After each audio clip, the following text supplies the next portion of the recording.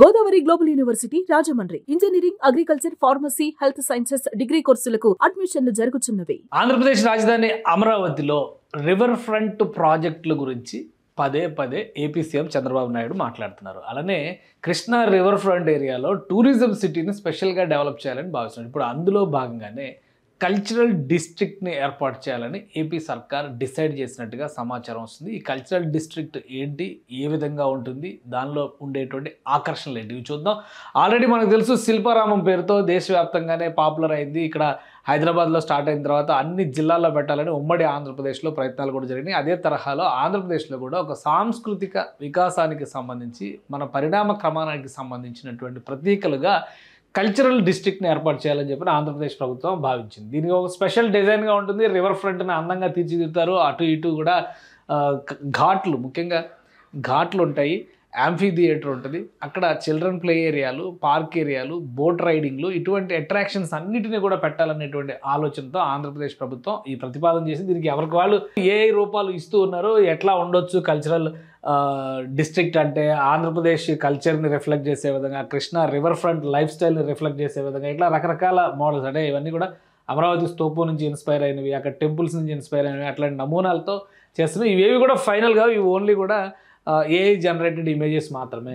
So ఇక్కడ ఒక ప్రాజెక్టుని మనం ఈ విధంగా చూస్తే కనుక ఈ ఏరియా మొత్తాన్ని కూడా ఆంధ్రప్రదేశ్ ప్రభుత్వం ఒక టూరిజం సిటీ కింద డెవలప్ చేయాలనేటువంటి ఒక ప్రతిపాదన చేసింది. ఆల్మోస్ట్ విజయవాడ నగరానికి, భవానీ ఐలాండ్కి సంబంధించినటువంటి మార్గం అంతా కూడా ఇక్కడే వస్తుంది. ఇక్కడ ఫైనాన్షియల్ సిటీ డెవలప్ చేస్తుంది. ఇది గవర్నమెంట్ సిటీ కిందకు వచ్చేటువంటి ప్రాంతం. సో ఈ జోన్ మొత్తాన్ని కూడా ఇప్పుడు మాస్టర్ ప్లాన్లో భాగంగానే టూరిజం సిటీని డెవలప్ చేయాలనుకున్నారు. ఇక్కడ 250 ఎకరాల స్ట్రెచ్ని రాష్ట్ర ప్రభుత్వం గుర్తించింది. దీనికి సంబంధించి ఏపీసీఆర్డీఏ అతి త్వరలోనే క్లారిటీ ఇచ్చేటువంటి అవకాశం ఉంది. ఇక్కడ ఈ ప్రాజెక్టుని పెద్ద ఎత్తున డెవలప్ చేయడం ద్వారా ఆంధ్రప్రదేశ్ సాంస్కృతిక వికాసానికి సంబంధించినటువంటి చరిత్ర వాంగ్మయం ప్రదర్శించే విధంగా ఏర్పాట్లు చేస్తారు. అలాగే ఈ జనరేషన్ పిల్లలకి తమ వారసత్వ సంపద గురించి తెలుసుకునే విధంగా ఆ రివర్ ఫ్రంట్ మొత్తాన్ని కూడా డెవలప్ చేయాలనేటువంటి ఆలోచన చేస్తున్నారు.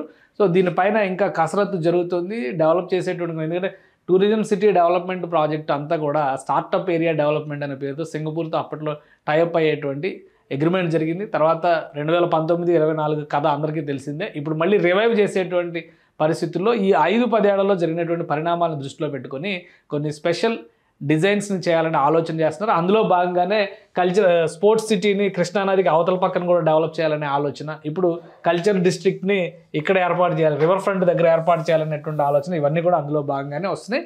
దీనికి సంబంధించి ఇంకా క్లారిటీ రావాలి. అక్కడ యాంఫీ థియేటర్ల దగ్గర నుంచి recreation zones, entertainment zones, Andhra Pradesh చరిత్ర, ఆంధ్రప్రదేశ్కి సంబంధించినటువంటి చరిత్ర పురుషుల విగ్రహాలు, ఇటువంటివన్నిటిని కూడా ప్రజెంట్ చేసేటువంటి ఒక ప్లెజెంటబుల్ రివర్ ఫ్రంట్ ఏరియా కింద దాన్ని మలచాలని ఆంధ్రప్రదేశ్ ప్రభుత్వం భావిస్తున్నట్టుగా సమాచారం వస్తుంది.